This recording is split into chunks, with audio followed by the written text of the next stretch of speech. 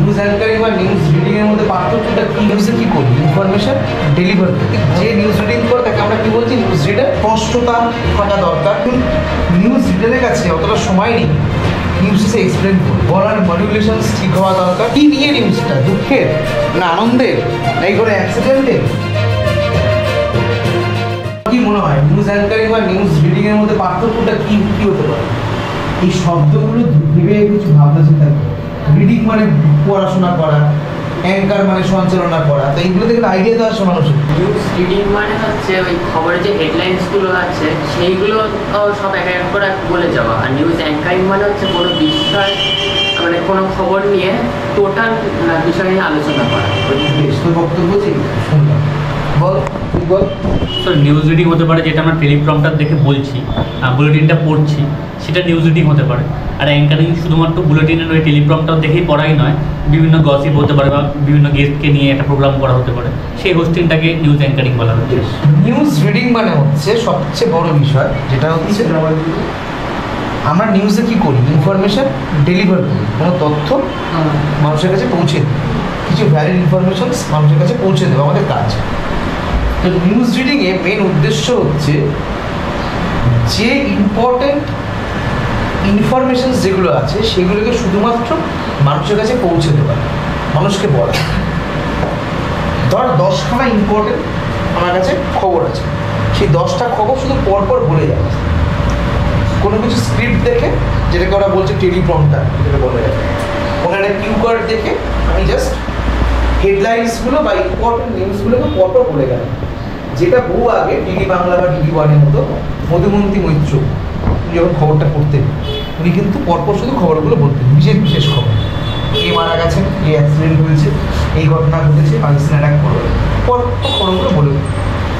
তার মানে news reading মানে আমার বিশেষ বিশেষ খবরগুলোকে মানুষের কাছে পৌঁছে দেওয়াটা হচ্ছে কাজ। কিন্তু প্রত্যেকটা খবর কি বিস্তারিত আলোচনা করেছে? করেনি। তার মানে শুধু খবরগুলো মানুষের কাছে পৌঁছে দিল, ডেলিভার করলো, বাট সেই খবরগুলোকে আমি এক্সপ্লেন করলাম বা সেগুলোকে নিয়ে আমি অ্যানালাইসিস করলাম, এটা হচ্ছে নিউজ রিডিং।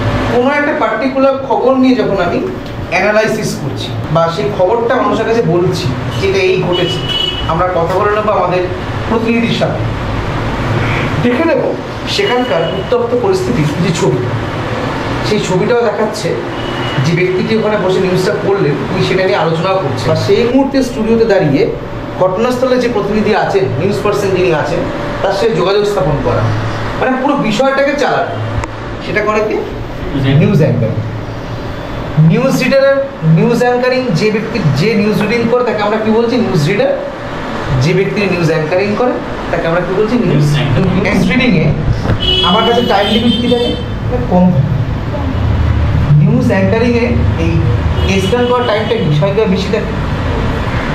এছাড়া নিউজ রিডিংয়ে আমার ক্ল্যারিটি হওয়া দরকার, কথা বলার মধ্যে স্পষ্টতা থাকা দরকার, বলার মডুলেশনস ঠিক হওয়া দরকার। কোনো একজন নিউজ রিডার যখন কোনো নিউজ পড়ছে, কেউ মারা গেছেন, রাজ্য জুড়ে শোকের ছায়া, মারা গেলেন আমাদের মাননীয় মুখ্যমন্ত্রী গুজরাটে ঘটনা হয়েছে, ঠিক আছে?